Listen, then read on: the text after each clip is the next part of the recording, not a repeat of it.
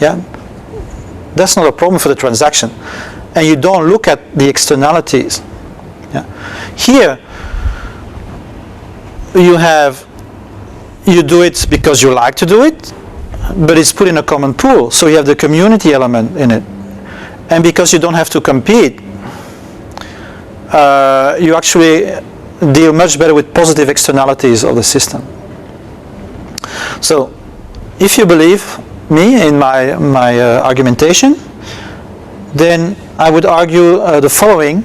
We have now the law of asymmetric competition. So I'm claiming that if you have a for-profit company using closed proprietary mechanisms with no participation and no commons, and it is faced with a for-benefit institution, drawing a community with open designs, participatory mechanisms, and a common pool to create value together, it will win.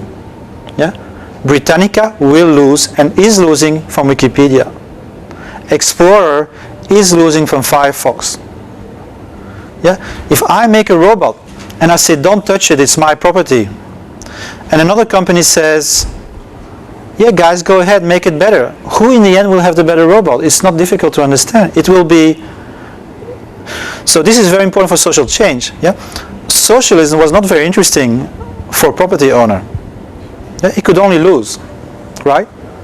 But if you are a Roman slaveholder and you saw your neighbor liberating his slaves and making them serfs, and they were working twice as hard, then you had a motivation to change, and you would adopt this new mode. If you were a feudal lord and you saw the merchants making money, you're pretty darn interested in investing in the slave trade yourself. Yeah.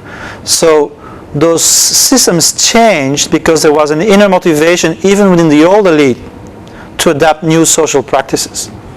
And this is what's happening with peer-to-peer, is that if you have two for-profit companies or two nations, the one that adapt open platforms, participatory mechanism, and common pool will tend to win out from the other. And therefore what we see is kind of a massive shift towards user innovation based models, which Darren is an expert in, with a worldwide reputation. That kind of tend to win from the others, and therefore you have an inbuilt mechanism for social change towards peer-to-peer modes within the old system itself. So the vision is, first it's emerging, then eventually it's 50-50. Think about in the feudal era, you had the feudal system coexisting with the church, which had a different kind of mode with communal land and stuff. And then eventually, I believe the peer system will actually become the dominant logic. And the reason that is because, as you all know, we have a deep systemic crisis, and it's actually not difficult to explain. Yeah?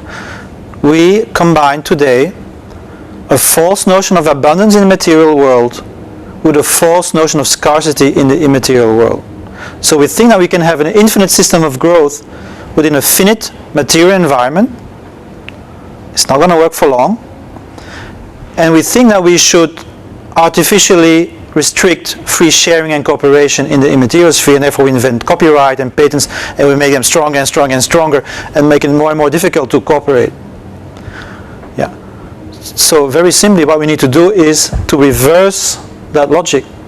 We need to recognize the limits of the natural system, and that's called natural capitalism, cradle-to-cradle design, Capitalist 3.0, Peter Barnes. All these efforts to create market systems that recognize limits and eventually other forms of exchange.